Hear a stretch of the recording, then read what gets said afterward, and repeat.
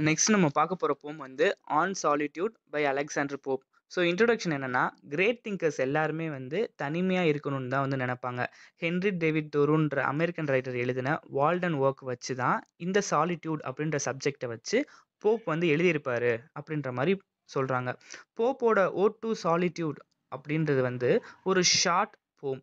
அது என்ன எக்ஸ்பிரஸ் பண்ணும்னா, நமக்கு தேவையான எல்லாத்தையுமே விட்டுட்டு அமைதியா வாழ்ந்து வந்துட்டு பீப்பிள்ட்ட இருந்து தள்ளி இருந்து செத்து போயிறணும். ஒரு எக்ஸிஸ்டென்ஷியல் லோன்லினஸோட செத்து போயிறணும் அப்படின்றது தான் அந்த ஆன் சாலிட்யூட். சாலிட்யூட்னா ஒரு தனிமை. அந்த தனிமைன்றது என்னன்னா, ஃபேமிலி, ஃப்ரெண்ட்ஸ் யாருமே இல்லாம நேச்சரோட ஒன்றி வாழ்ந்து செத்து போயிறணும் அப்படின்ற மாரி சொல்றாரு.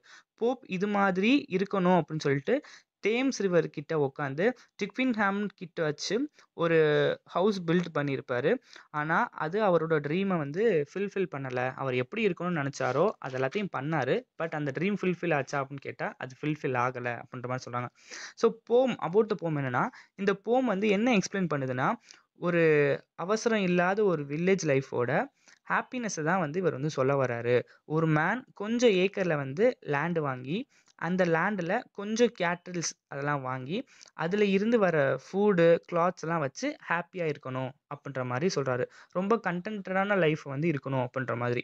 அப்படி இருக்க பெர்சன் வந்து லைஃபோட எந்த காம்ப்ளெக்ஸிட்டீஸ்குள்ளேயும் போகக்கூடாது.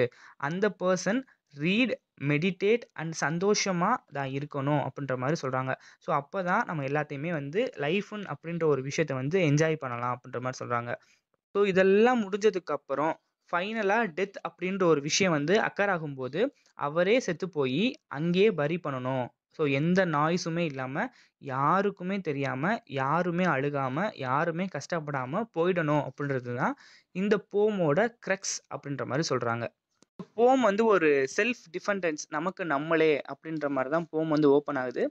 போப் வந்து ஒரு ஃபார்ம்ல வாழணும். அந்த ஃபார்ம்ன்றது ஒரு சின்ன ஏக்கர். நான் ஏற்கனவே சொன்ன மாதிரி, ஒரு சின்ன ஃபார்ம்ல நம்ம வந்து வாழணும். அதிலேயே நமக்கு தேவையான, இல்ல அவருக்கு தேவையான பிசிக்கல் நீட்ஸ் எல்லாத்தையுமே வந்து ஃபில்ஃபில் பண்ற மாரி வந்து அந்த ஃபார்ம் வந்து இருக்கணும். லைக் ஒரு வெஜிடபிள் இருக்கணும். நமக்கு வந்து ஒரு டேபிள் மேக் பண்ற மாரி வந்து ஒரு மரம் இருக்கணும். அதுக்கப்புறம் கிளாத்திங் குடுக்குற மாதிரி வந்து உல்லோ, ஷீப்போ ஏதோ இருக்கணும். அப்படின்ற மாரி குட்டி குட்டியா இது பண்ணிட்டே இருக்காரு. ஸோ ஒரு ஃபுட் தர மாதிரி வந்து ஒரு மரம் இருக்கணும். அ ஃப்ரூட்ஸ் தர மாரி வந்து ஒரு பிளான்ட் இருக்கணும் அப்படின்ற மாரி சொல்றாரு. அந்த ஃபார்ம் வந்து ரொம்பவே வந்து லார்ஜா இருக்கக்கூடாது. ஏன்னா, லார்ஜா இருந்தா மெயின்டெயின் பண்றது கஷ்டம். ஸோ என்னைக்குமே வந்து ரொம்ப மினிமலிஸ்டிக்கா இருந்தா தான் நம்ம ஒரு கேரோட குடுத்து பார்த்துக்கிட்டு, நமக்கு தேவையானன்ற விஷயத்த வந்து எடுத்துக்க முடியும். அப்படின்ற மாரி சொல்றாரு. ஸோ ஒரு ஃபார்ம் இருக்கணும். அது ரொம்ப லார்ஜா இருக்கக்கூடாது. அந்த குட்டி ஃபார்ம்லயே நமக்கு தேவையான பிசிக்கல் நீட்ஸ வந்து ஃபில் பண்ணிக்கிற மாரி இருக்கணும் அப்படின்றாங்க. ஏன்னா, ஃபார்ம் ரொம்ப பெருசா இருந்தா, அத மேனேஜ் பண்ண முடியாம நெறைய ப்ராப்ளம் கண்டிப்பா கிரியேட் ஆயிடும். ஸோ சின்ன ஃபார்மா வந்து இருக்கணும் அப்படின்ற மாரி சொல்றாங்க. செகண்ட் என்னன்னா, அவர் வந்து வேர்வை சிந்தி கஷ்டப்பட்டாலும், நம்மளால வந்து இந்த உலகத்துல இப்போதைக்கு வந்து சம்பாரிக்கவே முடியாது. அதே நேரத்துல ஃபார்ம்ல என்னதான் வந்து நம்ம போயிட்டு ஒரு 10 ஏக்கர் வச்சு கஷ்டப்பட்டாலும், அத வந்து ஃப்ரூட்ஃபுல்லா நம்மளால யூஸ் பண்ண முடியாது. அந்த காச கூட நம்மளால கையில வாங்க முடியாது. நீங்க என்னன்னா, அந்த ஃபார்ம ஃபுல்லா பொல்யூட்டன் ஃப்ரீயா வந்து வச்சுக்கோங்க. நீங்க யூஸ் பண்ற அந்த ஏர் கூட, இல்ல நீங்க வந்து ஸ்மெல் பண்ற அந்த ஏர் கூட, இல்ல அந்த ஃபார்ம்ல இருந்து வர ஏர் கூட வந்து உங்களுக்கு எப்படி இருக்கும்னா, ரொம்பவே வந்து ஸ்வீட்டா இருக்கணும், பிரீத் பண்றதுக்கு அப்படின்ற மாரி சொல்றாரு. ஸோ, ரொம்ப சின்ன ஃபார்மா வந்து வச்சுக்கோங்க அப்படின்றது தான் அந்த செகண்ட் பாயிண்ட். நெக்ஸ்ட் என்னன்னா, போப் வந்து அவருக்கு தேவையான சில சில மாடுகள வச்சு, அவருக்கு தேவையான நியூட்ரிஷியஸான வந்து மில்க்க வந்து எடுப்பாரு அப்டின்றாங்க. ஏன் இங்க இடத்துல நியூட்ரிஷியஸ்ன்னு ஒரு அட்ஜெக்டிவ் குடுக்குறாங்கன்னா, எந்த பொல்யூட்டன்ட்டுமே இல்லாம, இல்ல எந்த கெமிக்கலுமே கலக்காத ஒரு ஃபார்ம்ல இருந்து ஒரு பசு வளருதுன்னா, அதோட பால் வந்து எந்த விதமான கெமிக்கல் அண்டர்கோ பண்ணாம ரொம்ப நியூட்ரிஷியஸா வந்து இருக்கும். அப்டின்ற மாரி வந்து மென்ஷன் பண்ணியிருப்பாங்க. கொஞ்சம் ஷீப்ஸ வந்து வாங்கி ஃபார்ம்ல வச்சுட்டு, அதோட உள்ள வச்சு ட்ரெஸ் வந்து மேக் பண்ணியிருக்கணும். அத வச்சு இவரும் மேக் பண்ணியிருப்பாரு அப்டின்ற மாரி சொல்றாங்க. சம்மர் டேஸ்ல வந்து அவரு அந்த ட்ரீயோட ஷேடோல வந்து ரெஸ்ட் எடுக்க வந்து போயிருவாரு. ஒரு ட்ரீ இல்ல ஒரு ஃபார்ம் அதுக்கேத்த மாரி நான் அதுக்குள்ளேயே மட்டும் தான் இருக்கணுமே தவிர, பீப்பிள் மாதிரி வந்து ஒரு லக்ஸூரியஸான லைஃப்லாம் எனக்கு வந்து பிடிக்கல அப்டின்ற மாரி சொல்றாங்க. அந்த ட்ரீலோட ப்ரீஸ் வந்து ஆ ஏர் கண்டிஷனர் சேம்பரோட வந்து பெட்டரா வந்து இருக்குது. ஒரு வீட்ல ஒரு ஏசிய விட நான் சும்மா அந்த ஃபார்ம்ல வச்சிருக்க ட்ரீக்கு அடியில போய் படுத்தேன்னா, ஏர் கண்டிஷனரோட வந்து ரொம்பவே பெட்டரா இருக்கு அப்படின்ற மாரி வந்து சொல்றாரு. வின்டர்ல வந்து அவர் வச்சிருக்க லாக வந்து பர்ன் பண்றாரு. Log is nothing but a wood. Burn பண்ணி அவரே வந்து ரொம்பவே வார்மா வச்சுக்கிறாரு அப்படின்றாங்க.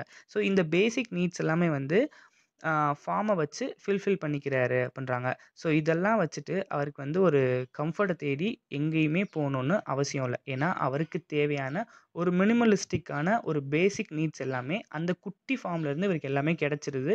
ஸோ இங்கேருந்து வெளியே போகணுன்னு அவர் கொஞ்சம் கூட வந்து யோசிக்கவே இல்லை. ஸோ அவுட்சைடர்ஸ்ட்ட போய் யார்கிட்டையுமே வந்து கம்பீட் பண்ணியோ இல்லை பார்கெயின் பண்ணவோ எந்த நெசசிட்டியும் இவருக்கு வந்து தேவைப்படல. ஸோ வெளியே இருந்து வரவும் இல்லை இவர் இங்கே இருக்கிறத வெளியே கொண்டு போகவும் எந்த விதமான நெசசிட்டியும் தேவைப்படலை அப்படின்னு சொல்கிறாங்க. ஸோ இந்த மாதிரி ஹாப்பியாக இருக்கிறனால ஃபுல் டைம் அவர் எப்பயுமே எப்படி இருப்பாருன்னா ரொம்பவே ஹாப்பியாக வந்து இருப்பார். ஸோ இவ்வளோ ஹாப்பியாக இருக்கனால ஸோ இவருக்கு பொறுத்த வரைக்கும் வந்து எந்த ஒரு விஷயத்துமே எனக்கு வந்து அப்செட்டே வந்து கொடுக்காது. ஸோ போப்புக்கு வந்து எத்தனை டேஸ் ஆனாலும் பரவாயில்ல, எத்தனை நாள் தனியாக இருந்தாலும் பரவாயில்ல, இதில் எத்தனை ஹவர்ஸ் பாஸ் ஆனாலும் பரவாயில்ல, இல்லை எத்தனை இயர்ஸ் பாஸ் ஆனாலும் எனக்கு பரவாயில்ல, நான் அமைதியாக ஒரு லைஃப் வந்து வாழ்ந்துட்டு போயிடுறேன் அப்படின்ற மாதிரி போப் வந்து சொல்கிறாரு. ஸோ போயட் வந்து அவரோட யங் ஏஜை விட்டு ஓல்ட் ஏஜுக்கும் போயிடுறாரு. ஒரு ஃபீல் ஆர் கிரீஃபுக்கு மட்டும் போகவே மாட்டார். ஸோ ஓல்ட்லேருந்து யங்லேருந்து ஓல்டுக்கு போனாலும் இல்லை எத்தனை ஹவர்ஸு டேஸ் இயர்ஸ் போனாலும் நான் என்ன பண்ணுவேன்னா அப்படியே இருப்பேனே தவிர ஒரு ரொம்ப ஃபீல் பண்ணுறதுக்கும் நான் ஆள் கிடையாது, இல்லை சோகமாக இருக்கிறதுக்கும் நான் வந்து ஆள் கிடையாது அப்படின்ற மாதிரி சொல்கிறாரு. ஸோ இவர் ஃபீல் பண்ண மாட்டார் அப்படின்றத ஒவ்வொரு விஷயத்துலையுமே ஸ்ட்ரெஸ் பண்ணி சொல்லிக்கிட்டே வர்றாரு. நான் மிச்ச மனுஷங்க மாதிரி இல்லை, நான் எல்லாத்தையும் தனியாக விட்டுட்டு வந்துட்டேன். ஸோ ஒரு கண்டிப்பாக தனிமையில் எதையோ ஃபீல் பண்ணுறாருன்னுலாம் கிடையாது, நான் இங்கே கண்டென்ட்டாக ஹாப்பியாக இருக்கேன் அப்படின்ற மாதிரி சொல்கிறாரு. இப்படி யாருமே இல்லாம இவர் மட்டும் ஒரு லைஃப்பை வேஸ்ட் பண்றாருன்னு இவர் என்னைக்குமே ஃபீல் பண்ணதே கிடையாது அப்படின்ற மாதிரி சொல்றாங்க. நேச்சரோட ஹார்மனியில ஒரு ஹெல்த்தியான பாடியோட ஒரு கேர் ஃப்ரீ மைண்டோட இருக்கிற மாதிரி இவர் ரொம்பவே வந்து நினைக்கிறாரு. ஸோ இவரை பொறுத்தளவு எந்த ப்ரீ ஆக்குபைட் நோஷன்ஸோ இல்லை எனக்கு இந்த வேலையெல்லாம் இருக்குது வேர்ல்டில் இதெல்லாம் நான் முடிக்காமல் இங்கே வந்துட்டு நான் தனியாக இருக்கேன் அப்படின்ற யோசனைலாம் அவனுக்கு கொஞ்சம் கூட வந்து கிடையாது.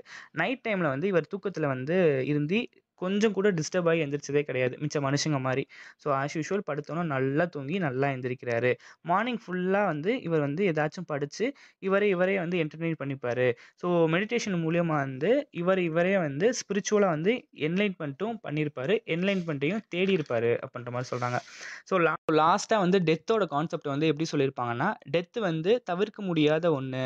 இவருக்கு வந்து டெத் அப்படின்ற ஒரு விஷயம் அப்படின்றது எப்படின்னா ரொம்பவே வெல்கமிங் ஒன்றா மட்டுமே தான் இருந்துச்சு. இவரோட டெட் பாடியை கூட இவரோட ஃபேவரட் ட்ரீஸ் கிட்ட தான் வந்து பரி பண்ணியிருப்பாங்க, பரி பண்ணணும் அப்படின்ற மாதிரியும் சொல்கிறாரு. இவர் செத்ததுக்கு அப்புறம் கூட இவரோட மெமரியாக கூட ஒரு ஸ்டோன் கூட எனக்கு வேணாம் அப்படின்ற மாதிரி சொல்கிறாரு. ஸோ அதை பார்த்து கூட யாரும் டிஸ்டர்ப் ஆகிடக்கூடாது, நான் நேச்சரோட நேச்சராக ஒன்றியே இருந்துக்கிறேன் அப்படின்ற மாதிரி சொல்கிறாரு. இந்த போப் வந்து ரொம்ப ஹம்பிளாக இருக்கார். ஸோ யாருமே இல்லாமல் நேச்சரோட நேச்சராக ரொம்பவே ஹம்பிளாக இருக்கார். இவர் ஃப்யூச்சர் ஜென்ரேஷனுக்காக எதையுமே வந்து சேர்த்து வைக்கல. ஏன்னா அதெல்லாம் ஃபால்ஸ் அப்படின்ற மாதிரி ஒரு கான்செப்டை வந்து இந்த போமில் வந்து கொண்டு வராரு. இவரோட டெத்துக்கு கூட யாருமே வந்து மோன் பண்ணக்கூடாது. ஏன்னா நான் செத்து போனதே யாருக்குமே தெரியக்கூடாது. ஸோ எனக்காக யாரும் வந்து அழுகக்கூடாது அப்படின்றதோட இந்த டெத் அப்படின்ற ஒரு கான்செப்ட் வந்து முடிக்கிறாரு. ஸோ கன்க்ளூஷனா என்ன சொல்றாருன்னா, ஒரு செல்ஃப் சஃபிஷியன்ட் ஃபார்ம் வந்து போப்புக்கு வந்து பாரடைஸ் மாதிரி, ஒரு சொர்க்கம் மாதிரி. ஸோ குளோபலைசேஷன் அண்ட் இன்டர்டிபெண்டன்ஸ் எல்லாம் வந்து இந்த டேஸ்ல வந்து அன்ரிலையபிள் அப்படின்ற மாரியும், இதெல்லாம் வந்து பொய் அப்படின்ற மாதிரியும் சொல்லி இந்த போம் வந்து முடிக்கிறாரு. Thank you.